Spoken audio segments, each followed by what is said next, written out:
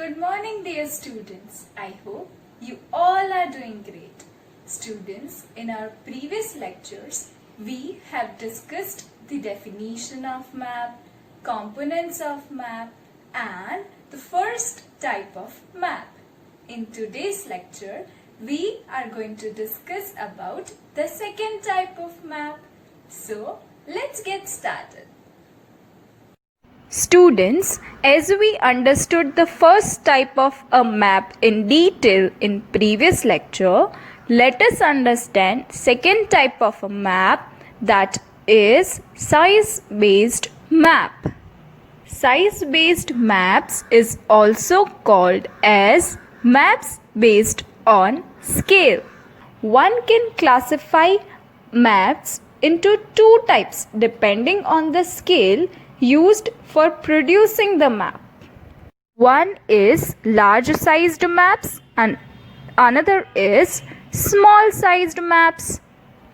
Let's understand large sized maps in detail. Generally, if the dimension of a map are less than 1 centimeter is to 50 kilometers, then it is called large sized map. A large sized map covers large area of land and information in detail about such lands are given in such kind of maps, and that is why it is called large sized map or large scale map. Students, this maps shows some small areas with greater details. These maps are prepared based on the requirements, as they are difficult to prepare due to inclusion of more details. Examples of such maps are taluka maps, village maps, construction site maps, etc. Large sized maps are further subdivided into two categories. They are cadastral maps and topographical maps. So students, let's understand cadastral maps in detail. These maps show land ownership details with boundaries at field level. Students, such maps are prepared by revenue authority to collect the taxes and know the approximate revenue that is generated by particular area. Students, you all might be wondering that what do we mean by revenue authority or revenue officer? Students, revenue authorities are the officers who collects revenue such as taxes, duties on behalf of the government. Students, below here in the image, you can see one cadastral map.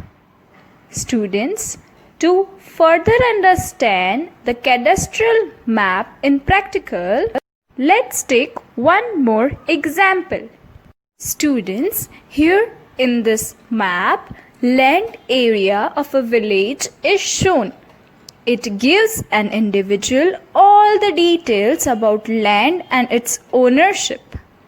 Such maps are called cadastral maps. Students, the second type of large sized maps is topographical maps.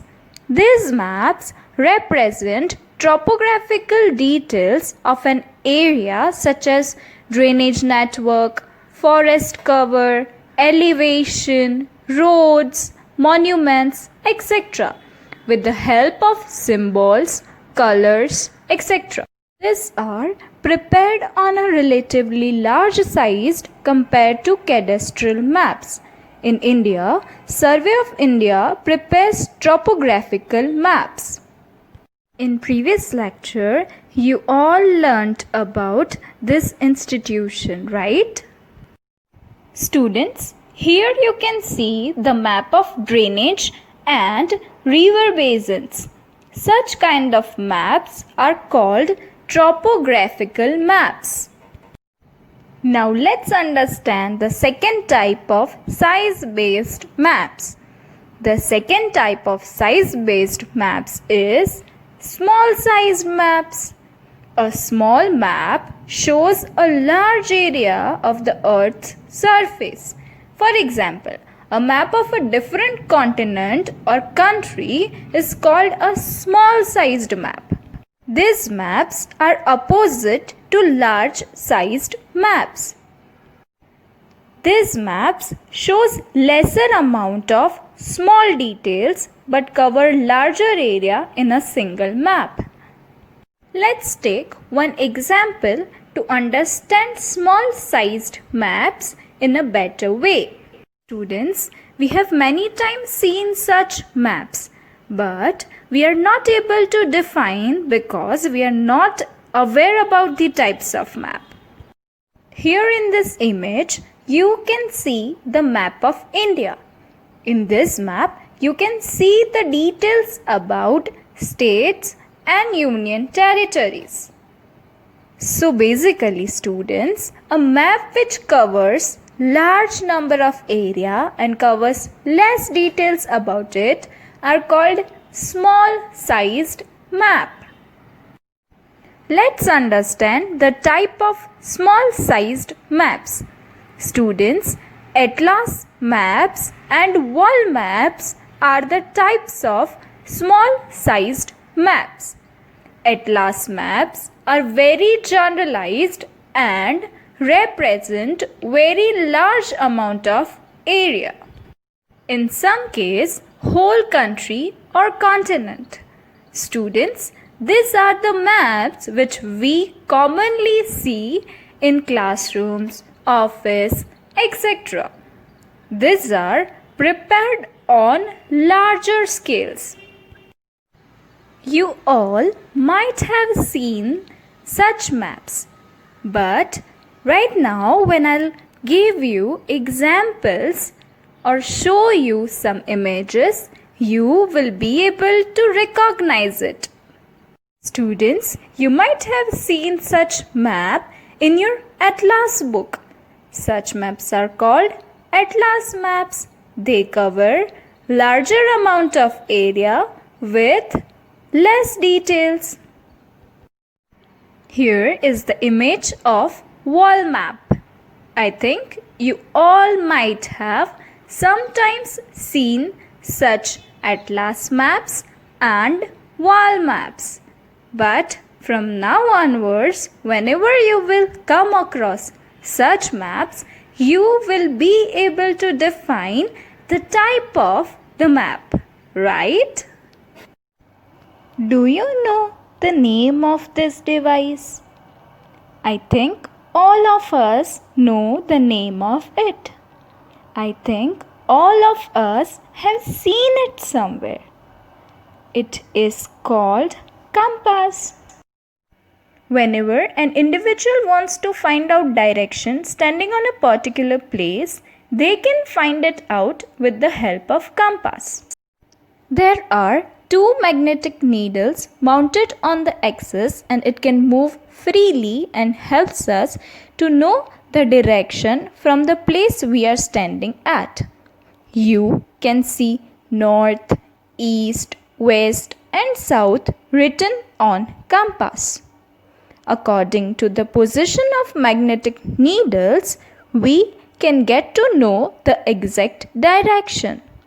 The compass is used in a ship, steamer, submarine, etc. Addition to conventional signs, various colors are used to show different natural and cultural features of a map. Brown color is used to show landforms. Blue color is used to show waterforms. Green color is used to show vegetation region. Black color is used to show railroads. yellow color is used to show farming. Let us understand the location of India in the world map. The globe can be divided into the northern hemisphere and the southern hemisphere. India is located in the northern hemisphere. The globe can also be divided into western hemisphere and eastern hemisphere. India lies in the eastern hemisphere. The Tropic of Cancer passes through the middle of India. The globe has horizontal lines known as latitudes and vertical lines known as longitudes. These are imaginary lines used to locate any place on the map. So we can say that every country lies between two latitudes and two longitudes. The mainland of India extends between latitudes 8 degrees 4 minutes north and 37 degrees 6 minutes north. This means that the southern tip of India lies on 8 degrees 4 minutes north away from the equator. Here you must understand that each degree is divided into 60 minutes. So we can say that India lies between 8 degrees and 4 minutes north. Similarly, northern tip lies between 37 degrees and 6 minutes north. When it comes to longitudinal extent, it is 68 degrees 7 minutes east and 97 degrees 25 minutes east.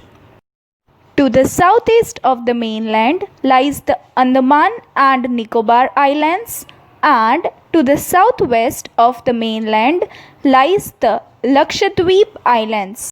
It is bounded by Bay of Bengal in southeast and Arabian Sea in southwest. Students, I expect you all to revise the parts that we have discussed today. Thank you.